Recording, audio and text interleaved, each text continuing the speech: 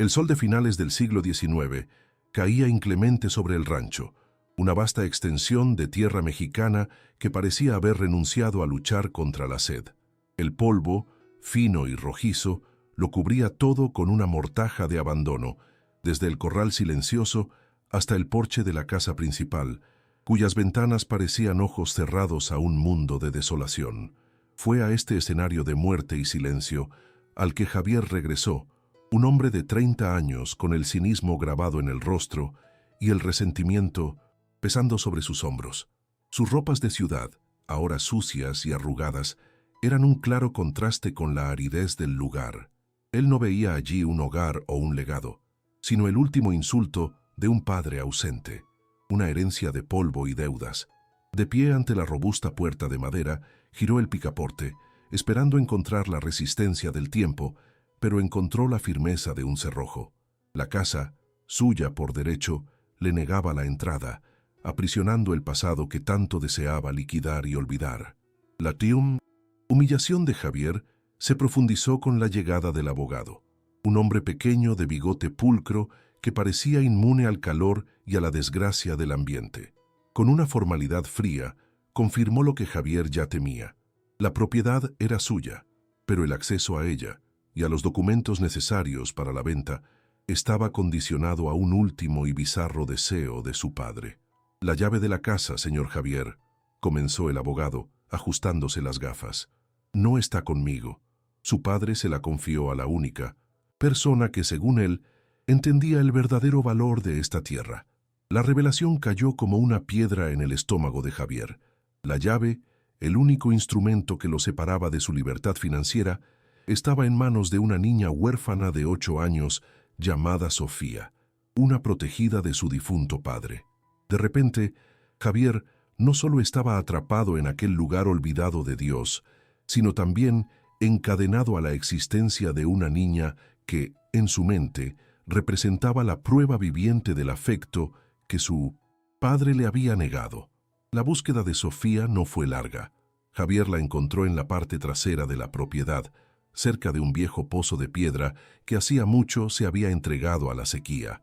La niña era una figura diminuta contra la vastedad del paisaje, pero su postura era firme, casi desafiante. En sus pequeñas manos no sostenía una llave de metal, sino una pequeña caja de madera pulida por el uso, que aferraba contra el pecho como si fuera su propio corazón. Sus ojos, oscuros y profundos, se fijaron en Javier con una desconfianza que desmentía su corta edad. Ella era la guardiana de un secreto, la centinela de un legado que el hombre frente a ella parecía ansioso por profanar. En aquel momento, Javier no vio a una niña vulnerable, sino el último y más irritante obstáculo en su camino, un pequeño enigma envuelto en terquedad y lealtad a un hombre muerto. Impaciente, acortó la distancia entre ellos, su sombra engullendo la pequeña figura de ella. Niña, ahora soy el Minosicerus, dueño de todo esto. Necesito lo que hay en esa caja para resolver los asuntos de mi padre, dijo él, con la voz cargada de una autoridad que sonaba hueca en aquel lugar. Sofía dio un paso atrás, apretando aún más la caja. Él me dijo que la llave era solo para alguien que supiera cuidar de las flores, respondió ella, su voz un susurro firme que el viento del desierto casi se llevó. La respuesta lo golpeó con la fuerza de un insulto. Javier rió, un sonido seco y sin alegría. Aquí no hay flores. Niña, solo polvo y memorias muertas. Ahora entrégame la llave, replicó él extendiendo la mano, ciego a la verdad contenida en sus palabras y a la resiliencia que ya comenzaba a brotar a sus pies. La tensión de aquel punto muerto fue rota por el sonido de caballos acercándose. Don Ramiro surgió en el horizonte, una figura imponente montada en un semental negro que parecía tan arrogante como su dueño. Él era el coronel de la región, un hombre cuya riqueza había sido irrigada por la miseria ajena. Con una sonrisa cruel en los labios finos desmontó, ignorando por completo la presencia de Sofía y dirigiéndose a Javier como si fuesen viejos conocidos. Javier, qué sorpresa verte de vuelta en este cementerio. Tu padre era un soñador testarudo. No cometas el mismo error, dijo, su tono una mezcla de falsa cordialidad y velada amenaza. Luego hizo una oferta irrisoria por la tierra, describiéndola como una carga inútil, mientras sus ojos codiciosos delataban el verdadero interés que tenía en aquel pedazo de suelo olvidado. Rechazando la oferta de Ramiro con un orgullo herido, Javier se vio forzado a una espera angustiante. Sin acceso a la casa, se instaló en uno de los cobertizos abandonados, un espacio que olía a heno viejo y a tiempo detenido. Fue allí, en un rincón olvidado, donde encontró el antiguo banco de trabajo de su padre. La superficie de madera estaba marcada por entalladuras y arañazos, cada marca una historia silenciosa. Sobre ella reposaba un pequeño pájaro de madera inacabado. Al tocarlo, sintiendo la textura áspera bajo los dedos, un recuerdo fugaz lo asaltó. Él, muy pequeño, observando aquellas mismas manos grandes y callosas de su padre, esculpiendo un juguete similar para él. El recuerdo fue como una pequeña fisura en su armadura de resentimiento, un eco de un tiempo que se había forzado a olvidar. Mientras Javier luchaba con sus propios fantasmas, Sofía lo observaba desde lejos. Sus pequeños actos de rutina, una demostración silenciosa de su lealtad. No era solo una niña testaruda, era una guardiana cumpliendo una promesa sagrada. Un viejo vaquero, que todavía vivía en los límites de la propiedad, se acercó a Javier un día, quitándose el sombrero en señal de respeto. «Usted no entiende, patrón», dijo el viejo con la voz ronca por el sol. «Esa niña era los ojos y los oídos de su padre. Él la salvó de un gran mal y juró protegerla. La lealtad de ella no es a la tierra, es al hombre que le dio un hogar cuando no tenía a nadie más en el mundo». Las palabras del vaquero añadieron una nueva capa de complejidad al misterio de Sofía, sugiriendo que su historia estaba entrelazada con la de aquella tierra de maneras que Javier no podía imaginar. La necesidad de agua se volvió apremiante. El pozo que Javier había intentado usar estaba completamente seco, pero notó una vieja bomba manual, oxidada y olvidada. Movido por una mezcla de desesperación y terquedad, pasó un día entero trabajando en ella, limpiando, desatascando y forzando el mecanismo atorado bajo el sol abrasador. Sofía observó todo el proceso a una distancia segura, una espectadora silenciosa de su lucha. Finalmente, con un último esfuerzo que le arrancó un gemido de dolor, la bomba escupió un chorro de agua lodosa. Exhausto, Javier se desplomó a su lado. Minutos después, sintió una pequeña sombra sobre él. Sofía estaba allí, extendiéndole una taza de metal con la preciosa y sucia agua. No hubo palabras, solo el gesto. Fue la primera tregua. Esa misma noche, la pequeña Victoria lo animó a explorar más a fondo el cobertizo que ahora llamaba su hogar temporal. Una tabla suelta en el suelo llamó su atención. Usando una herramienta, la levantó y encontró un pequeño compartimento oculto. Dentro, envuelto en un paño de lino, había un diario con tapa de cuero gastado. Era la caligrafía de su padre. Javier sintió el corazón acelerarse, una mezcla de rabia y una curiosidad casi infantil. Durante años, había deseado entender al hombre que lo había criado con tanta distancia. Ahora las respuestas, o quizás más preguntas, estaban en sus manos. Con un profundo suspiro, abrió el diario, la luz temblorosa del candil danzando sobre las páginas amarillentas que guardaban el alma de su padre. La primera frase que sus ojos encontraron lo golpeó como un puñetazo. No era sobre cosechas, ganado o la sequía, era sobre él. Hoy, Javier partió a la ciudad. Él cree que va en busca de un futuro que no puedo darle. Lo que no sabe es que el silencio que su ausencia deja en esta casa es más profundo y más seco que cualquier pozo de esta tierra. Que Dios me perdone por no haber sabido ser el padre que él merecía, por haber sido mejor con la tierra que con mi propio hijo. Las palabras escritas hacía años atravesaron el tiempo y perforaron el corazón de Javier desarmándolo. Por primera vez, no vio el abandono de su padre como un acto de indiferencia, sino como un lamento, un fracaso que lo atormentó hasta el final. Conmocionado por el descubrimiento, el comportamiento de Javier cambió. La dureza en sus ojos dio paso a una confusión silenciosa. Esa noche logró preparar una comida sencilla con los pocos suministros que tenía y de forma casi torpe hizo un gesto a Sofía, invitándola a sentarse con él junto a la hoguera. El silencio que los envolvió durante la cena era diferente, ya no cargado de hostilidad, sino de una vulnerabilidad mutua. ¿Cómo era él?, preguntó Javier, rompiendo el silencio, la pregunta saliendo casi como un susurro. Sofía, masticando lentamente, comenzó a hablar. No describió a un hombre amargado y distante, sino a un hombre que le contaba historias sobre las estrellas, que le enseñó el nombre de cada planta y que sonreía siempre que la veía correr por los campos. Ella describió a un padre. La frágil paz se rompió a la mañana siguiente.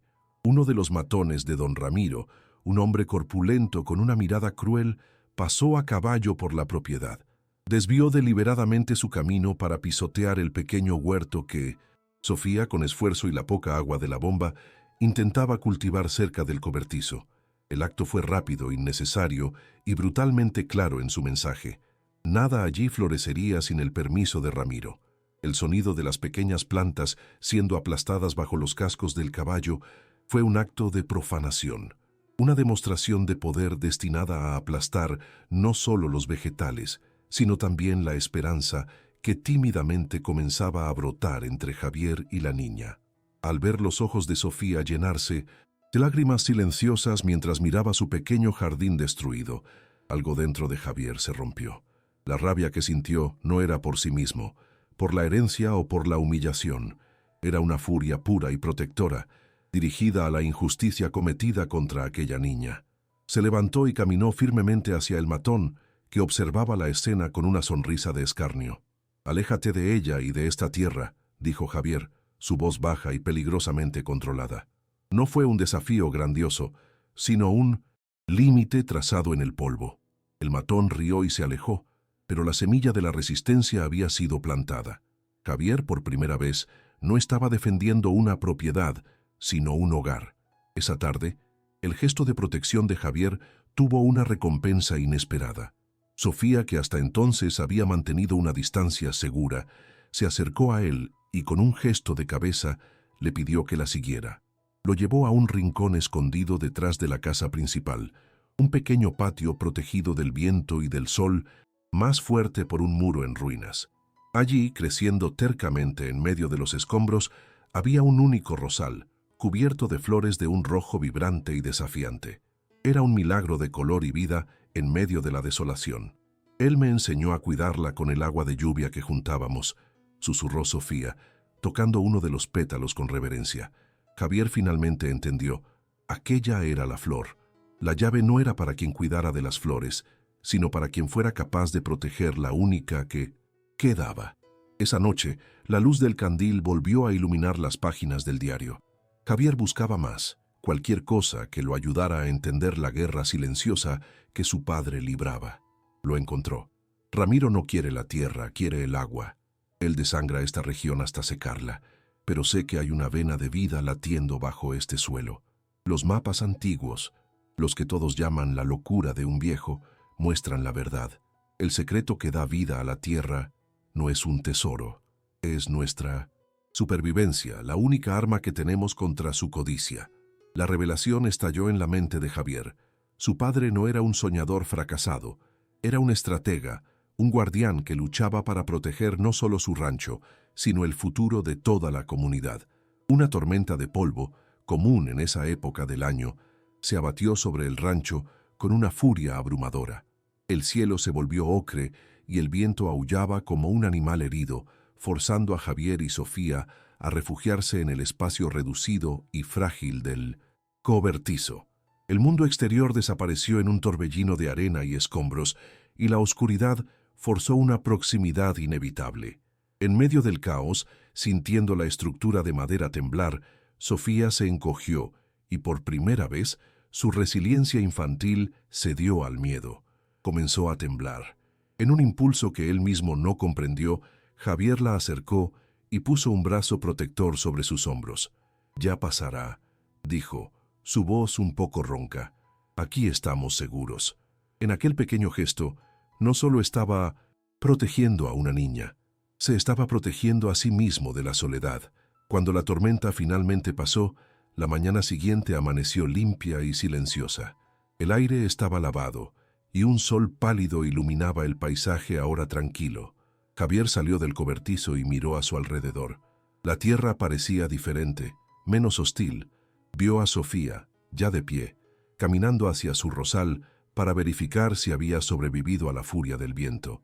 Observando a la pequeña y resiliente figura inclinarse para cuidar la única mancha de color en todo el rancho, un cambio sísmico ocurrió dentro de él. La idea de vender aquel lugar, de borrar la memoria de su padre y el futuro de aquella niña a cambio de un puñado de monedas, de repente pareció un acto monstruoso. En ese momento, el deseo de huir murió, reemplazado por una nueva y aterradora voluntad de quedarse y luchar. La paciencia de don Ramiro, fina como la costra de la tierra seca, finalmente se partió. El sol de la tarde apenas había comenzado a descender cuando regresó, y esta vez no vino a negociar. Traía consigo a 4 matones, hombres cuyos rostros eran mapas de brutalidad y lealtad ciega. Se dispersaron en un semicírculo amenazante, rodeando el cobertizo y la pequeña área donde la vida se empeñaba en resistir. El silencio que se instaló era pesado, denso con la promesa de violencia. Javier, al ver el polvo levantarse con su llegada, actuó por puro instinto. Se movió rápidamente, colocando su cuerpo como un escudo frente a la puerta del cobertizo, donde Sofía se había refugiado. Sus ojos ya no transmitían cinismo ni resentimiento, sino la fría determinación de un hombre que había encontrado algo por lo que valía la pena luchar. Don Ramiro desmontó lentamente, saboreando el momento. Caminó hacia Javier, el desprecio evidente en cada paso. Esta vez no había sonrisa, solo la expresión gélida de quien viene a reclamar lo que considera suyo por derecho. En su mano sostenía un documento ya preparado. «Se acabó la paciencia, muchacho», dijo Ramiro, su voz baja y cortante como un cristal roto. «Vas a firmar este papel y a traspasarme la propiedad, o si no, mis hombres encenderán una antorcha y convertirán este pequeño refugio tuyo en cenizas, con ustedes 2 dentro. La elección es simple.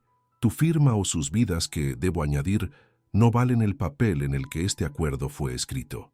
La amenaza no era velada. Era una sentencia de muerte declarada con la más absoluta indiferencia.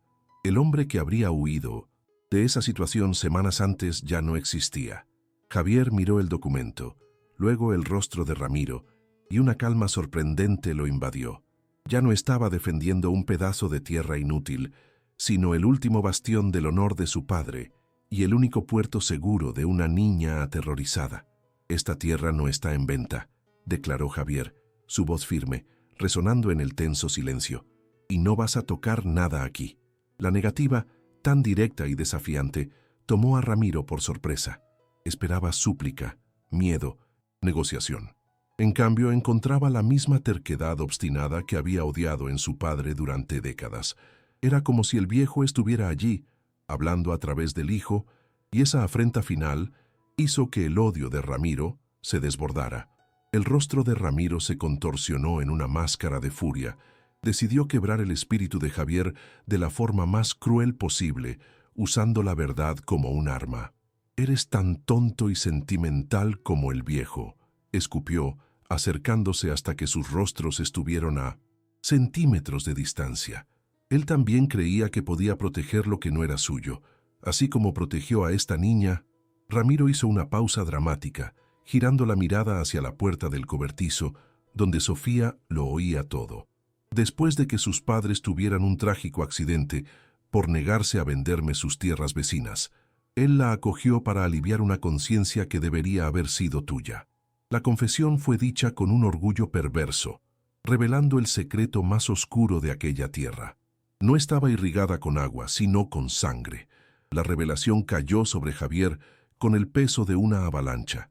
Cada pieza del rompecabezas encajó en una imagen horrible: la protección obsesiva de su padre, la lealtad feroz de Sofía, el deseo implacable de Ramiro por aquellas tierras. Todo tenía sentido. Miró por la pequeña rendija de la puerta, imaginando el rostro de Sofía, y su corazón se partió. Su padre no solo estaba siendo un buen samaritano, estaba protegiendo a la última testigo viva del crimen de Ramiro, librando una guerra solitaria contra un monstruo. La carga que Javier consideraba una herencia de polvo era, en realidad, un legado de coraje, sacrificio y una justicia peligrosamente pospuesta. La lucha dejó de ser personal y se convirtió en una cuestión de honor y retribución. En ese instante de terror y claridad, mientras los hombres de Ramiro comenzaban a moverse, listos para cumplir la orden de su jefe, la puerta del cobertizo se abrió un poco. La pequeña mano de Sofía surgió temblorosa, extendiendo la caja de madera hacia Javier. Sus ojos, enormes y llenos de pavor, se encontraron con los de él. Ella había entendido lo suficiente. Él dijo, susurró, con la voz ahogada por el llanto, que se la entregara a quien tuviera el coraje de abrirla en el momento adecuado. Era un acto de fe desesperado, el traspaso de una carga y de una esperanza. En el momento de mayor peligro físico, Sofía le entregaba la respuesta emocional, el verdadero corazón de aquel conflicto, confiándole no solo la llave, sino el destino de sus memorias y de su justicia. Con los dedos temblando de urgencia, Javier tomó la caja. Mientras los matones se acercaban con cuerdas y un bidón de queroseno, la abrió. Dentro no había una llave de metal, sino dos objetos que sellarían el destino de todos. El primero era un título de propiedad, amarillento y frágil, a nombre de los padres de Sofía. Adjunto a él, un recibo de venta falsificado, con una firma burda y una fecha posterior a la muerte de la pareja, demostrando el fraude de Ramiro. El segundo era una carta doblada, sellada con la cera que usaba su padre. El olor de su tabaco aún flotaba débilmente en el papel. Era su último mensaje, su verdadera herencia, esperando el momento en que el coraje de su hijo fuera finalmente puesto a prueba. Uno de los hombres de Ramiro encendió una antorcha, la llama danzando siniestramente y proyectando largas sombras que parecían demonios. El olor a queroseno comenzó a impregnar el aire. Con el tiempo agotándose, Javier abrió la carta. La caligrafía era apresurada pero firme. «Perdóname, hijo, no pude ser un buen padre para ti, pero déjame ser un buen hombre protegiendo a esta niña. La verdadera herencia no es la tierra, es el coraje para defenderla. El papel que sostienes es nuestra justicia. Úsalo». En ese instante, el fuego físico y la revelación emocional convergieron. Javier tenía la prueba. Podía huir con Sofía, salvar sus vidas y buscar la ley después. Pero al mirar la llama de la antorcha, no vio el fin, sino un comienzo. La elección moral se presentó clara y terrible. Javier se levantó, no como la víctima acorralada que Ramiro esperaba, sino como el heredero de una lucha. Sostuvo el título de propiedad y la carta en alto, para que todos pudieran ver. Su voz no tembló. Sonó con la autoridad que finalmente había conquistado. «Esta tierra tiene un dueño, Ramiro», dijo, mirando directamente al villano. «Y el asesinato de los padres de Sofía ahora tiene un testigo». Luego se giró hacia los matones, hombres que seguían órdenes por miedo y dinero. «Y este papel», continuó, blandiendo el documento, «es la prueba que enviará a su patrón a la horca. ¿Quieren ser cómplices de un asesino?». Ya no estaba luchando por la tierra o por dinero. Estaba luchando por el alma de su padre y por el futuro de su nueva familia. La jugada de Javier, una mezcla de farol y verdad irrefutable, quedó suspendida en el aire pesado de queroseno. Los matones, hombres, acostumbrados a seguir órdenes a ciegas, dudaron por primera vez. Miraron el papel en la mano de Javier, luego el rostro pálido y furioso de don Ramiro, y la lealtad comprada con monedas comenzó a disolverse ante la perspectiva de la horca. La certeza de un asesino expuesto era más aterradora que la furia de un patrón derrotado. Uno a uno retrocedieron, bajando las antorchas y las armas. Viéndose abandonado, Ramiro soltó un grito de odio y se abalanzó sobre Javier en un último acto de desesperación. La pelea fue breve y patética.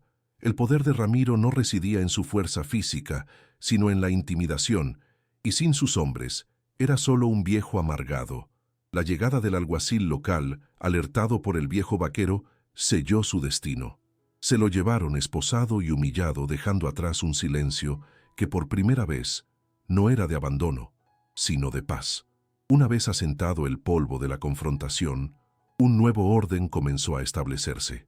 Ante las autoridades que vinieron a formalizar el arresto de Ramiro e investigar los hechos, Javier tomó su primera decisión como el verdadero señor de aquellas tierras. Con la escritura en una mano y la otra reposando protectoramente sobre el hombro de Sofía, anunció su intención no solo de mantener y restaurar el rancho, sino de iniciar inmediatamente el proceso para convertirse en el tutor legal de la niña. Fue una declaración pública, un voto que redefinió su propósito. Ya no estaba liquidando una carga, sino asumiendo un legado. Al mirar a Sofía, le ofreció la primera sonrisa genuina, libre de sombras y resentimientos. En respuesta, ella tomó su mano, un pequeño gesto que selló el pacto de su nueva e improbable familia. En los días que siguieron, Javier finalmente entró en la casa principal. Las puertas, antes un símbolo de su rechazo, ahora se abrían a un santuario de memorias que estaba listo para comprender. Recorrió las habitaciones silenciosas, tocando los muebles, hojeando los libros y sintiendo la presencia de su padre en cada objeto. Entendió que la herencia nunca había estado en el valor de la propiedad o en el dinero que podría generar. La verdadera herencia era la responsabilidad que le había sido confiada, la protección de una vida inocente, la lucha por la justicia y el secreto del agua que podría salvar a toda la comunidad. Su padre no lo había abandonado en favor de la tierra, había permanecido para defender una fortaleza de principios, un legado de integridad que Javier, finalmente, se sentía honrado de continuar. Los meses se convirtieron en estaciones. Fiel a las anotaciones y los mapas antiguos del diario, Javier, con la ayuda de otros rancheros ahora liberados del yugo de Ramiro, encontró el manantial subterráneo. El trabajo fue arduo e implacable, una batalla diaria contra la tierra endurecida. Pero gota a gota, el agua comenzó a fluir por canales recién excavados. Donde antes solo había polvo rojo, una tímida alfombra verde comenzó a brotar. El rancho, espejo del corazón de Javier, pasó por una metamorfosis milagrosa. La vida regresaba lentamente, tercamente, a cada campo irrigado, a cada animal que volvía a pastar. La propiedad, antes un símbolo de muerte y resentimiento, estaba floreciendo, nutrida no solo por el agua recién descubierta, sino por el trabajo conjunto y la esperanza renovada de su nuevo guardián y de su pequeña heredera. La escena final se desarrolla en un atardecer sereno. Javier y Sofía están sentados en el porche de la casa, ahora restaurada y llena de vida. Él la observa mientras ella riega un macizo de flores vibrantes, donde el rosal rojo de su madre adoptiva ocupa un lugar de honor. El campo frente a ellos, antes un desierto, ondula suavemente con el verde de una cosecha prometedora. Javier finalmente comprendió lo que su padre siempre supo. La verdadera riqueza no brota de lo que se vende, sino de lo que se cultiva, y la familia más fuerte no se forja por la sangre, sino por los lazos de sacrificio, protección y amor que se elige regar todos los días. Mirando al horizonte, no vio el final de una historia de dolor, sino el comienzo de un futuro fértil, un legado de esperanza para la nueva generación que ahora llamaba suya. ¿Qué opinas de la decisión del padre de Javier de ocultar un secreto tan peligroso a su hijo por tanto tiempo? ¿Crees que fue un acto de protección o de falta de confianza? Deja tu teoría en los comentarios. Si crees que toda víctima merece justicia y que el amor puede redefinir lo que significa ser una familia, dale me gusta a este video y suscríbete al canal para más historias emocionantes como esta. Comparte para que más personas sepan que la verdadera herencia es el coraje que dejamos atrás.